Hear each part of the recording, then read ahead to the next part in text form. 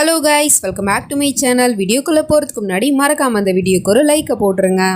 Last பார்ட்டில் நம்ம ஹீரோயினியை பூஜைக்கு ஜீன்ஸ் அண்ட் டாப் போட்டு வந்திருக்கா அப்படின்னு சொல்லிட்டு அந்த ஆட்டக்காரையும் அவமானப்படுத்திக்கிட்டே இருக்கா. பாட்டியுமே முறைச்சி பார்த்துக்கிட்டு இருக்கா. சரி, ஏதாவது திட்டிடுமோ அப்படின்னு பார்த்தா அதுதான் இல்லை. ஏன்னா பிடிச்ச மருமகள் இல்லையா பாட்டிக்கு. ஸோ அதனால எல்லாருக்கும் முன்னாடியும் தன்னோட பேத்திக்கு தான் சப்போர்ட் பண்ணி பேசிக்கிட்டு இருக்கு. அதனால என்ன, இவ இந்த மாதிரி ட்ரெஸ் போட்டு வந்து கடவுளுக்கு ஆர்த்தி எடுத்தா அவர் என்ன வேணானா சொல்ல போறாரு? இதுல என்ன இருக்கு?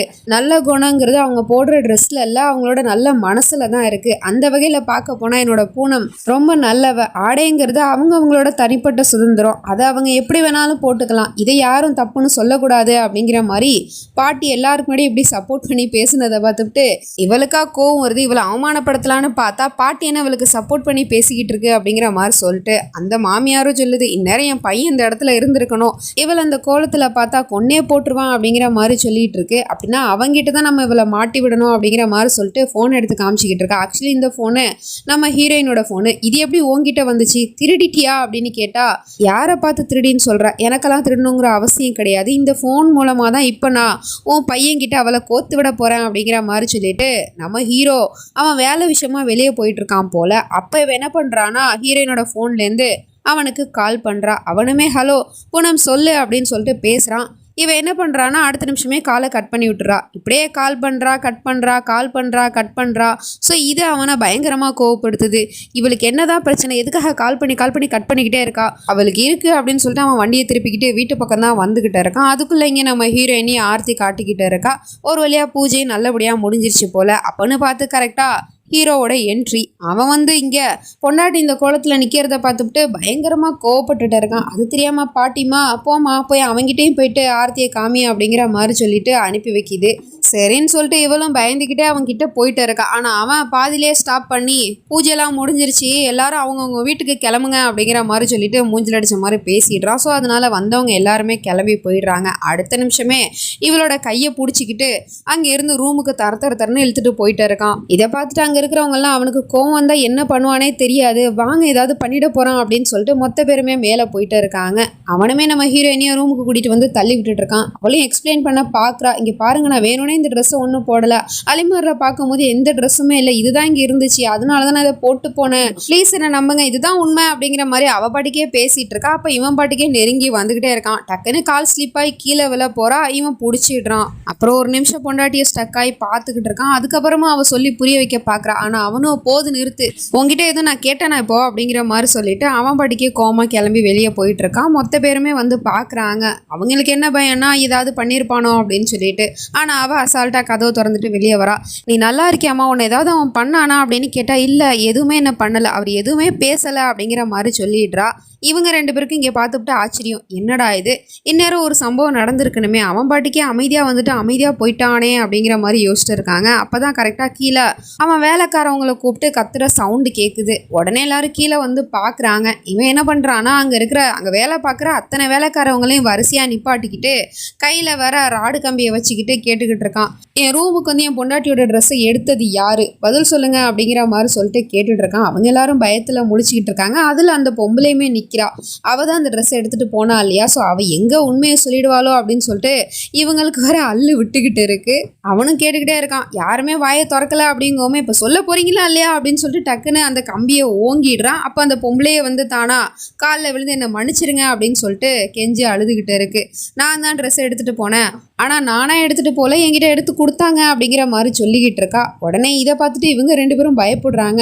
இவ இதுக்கு மேல நம்ம பேரை சொல்லிடுவாளோ அப்படின்னு சொல்லிட்டு. ஆனா அந்த நிமிஷம் கரெக்டாக அந்த பிந்தியா ராணி வந்து, அட இவங்க கிட்ட கேட்டு என்ன ஆக போகுது, உன் பொண்டாட்டி தானே இது எல்லாத்துக்கும் காரணம், உன் பொண்டாட்டியை காப்பாற்றுறதுக்காக இவங்க பொய் சொன்னாலும் சொல்லுவாங்க, சரி சரி நீங்கள் எல்லாரும் இங்கேருந்து போங்க அப்படின்னு சொல்லிட்டு மொத்த பேருமே அங்கேருந்து விரட்டி விட்டுடுறா. அதுக்கப்புறம் சொல்கிறா, பாட்டியை இன்னைக்கு உன் பொண்டாட்டியை காப்பாற்றுறதுக்காக அத்தனை பேர்த்துக்கு முன்னாடி அவளை தூக்கி வச்சு பேசிட்டு இருந்தாங்க. அவளோட மான மரியாதையை காப்பாற்ற பார்த்தாங்க. அந்த அளவுக்கு அவள் எல்லாரையுமே வசியம் பண்ணி வச்சிருக்கா. அப்போ இவங்களை மட்டும் என்ன சும்மாவா விடுவா? கண்டிப்பாக அவங்கள ஏதாவது ஒரு பொய்யத்தான் சொல்லுவாங்க அப்படிங்கிற மாதிரி சொன்னதும் இவன் உடனே, வாவ் சூப்பர் அண்ணி, மான மரியாதையை பற்றிலாம் யார் பேசுகிறாங்க பாரு, அதுக்கு கொஞ்சம் கூட தகுதியே இல்லாத ஒரு பொண்ணு தான் நீ. அப்புறம் ஏன் பொண்டாட்டியை பற்றி சொன்னல, அவள் தான் இது எல்லாத்தையும் பண்ணியிருப்பா அப்படின்னு சொல்லிட்டு. அவள் கண்டிப்பாக பண்ணியிருக்க மாட்டா. இன்னைக்கு அவன் அந்த மாதிரி ட்ரெஸ் எல்லாருக்கு முன்னாடி போட்டு வந்து நின்னா அப்படிங்கிறதுனால அவன் ஒன்றும் கெட்டவள் ஆயிட மாட்டா. அவளோட குணம் எப்படிங்கிறது எனக்கு தெரியும். சேத்துல தங்கம் விழுகிறதுனால அதோட மதிப்பு என்னைக்குமே குறைய போகிறது கிடையாது. தங்கம் என்னைக்குமே தங்கம் தான். ஏன் பொண்டாட்டி எனக்கு தங்கம் தான் அப்படிங்கிற மாதிரி சொல்லிட்டு அங்கேருந்து போயிடுறான். ஸோ இந்த மாதிரி பேசுனது நம்ம ஹீரோயினிக்கு ரொம்ப சந்தோஷம். ஆனால் இவளுக்கா சமக்கம் ஒரு தான் பொண்டாட்டியை தூக்கி வச்சு பேசுகிறேங்கிற பேரில் என்ன இப்படி அவமானப்படுத்திட்டு போகிறானே அப்படிங்கிற மாதிரி சொல்லிட்டு இந்த பக்கம் தம்பிக்காரன் இப்போ தான் அவனோட வேலையை பார்க்க ஸ்டார்ட் பண்ணியிருக்கான். அதாவது அப்பா குற்றவாளி இல்லைங்கிறத நிரூபிக்கணும் இல்லையா. ஸோ அதுக்காக இவன் வழியை மறைச்சிட்டு நின்றுட்டுருக்கான். அந்த பக்கமாக தான் அந்த போலீஸ்காரனோட தங்கச்சி ஆல்ரெடி கிட்னாப் ஆனா இல்லையா. ஸோ அவளை பார்க்கறதுக்காக அதே மாதிரி இந்த தடவை காரில் வந்துக்கிட்டு இருக்கா. இவன் வழியை மறைச்சி நின்றுட்டுருக்கான். உடனே அங்கே இருக்கிறவங்க எல்லாரும் கீழே இறங்கிடுறாங்க. பதிலுக்கு துப்பாக்கியை காட்டிக்கிட்டு 2 பேருமே நின்றுட்டுருக்காங்க. இந்த விஷயத்த அந்த போலீஸ்காரங்கிட்ட கால் பண்ணியுமே சொல்லிடுறாங்க போல. இந்த மாதிரி பேகுசரையோட ராஜா எங்களை தடுக்கிறான் அப்படிங்கிற மாதிரி சொல்லிட்டு. ஆனால் அவனும் அந்த பொண்ணுக்கிட்ட இங்கே பாரு பாப்பா, நான் எந்த பிரச்சனையும் பண்ண விரும்பல, நீ பயப்பட வேணாம், உங்ககிட்ட ஒரு பொருளை கொடுத்துட்டு போலான்னு தான் வந்தேன் அப்படிங்கிற மாதிரி சொல்லிட்டு ஒரு பிரேஸ்லெட்டை கொடுத்துட்டு இருக்கான். ஆக்சுவலி இந்த பிரேஸ்லெட் இந்த பொண்ணோட தான் போல. கிட்னாப் பண்ணி அங்கே வந்தாலே அப்போ மிஸ் பண்ணியிருப்பா. ஸோ அதை வந்து கொடுத்துட்ருக்கான்.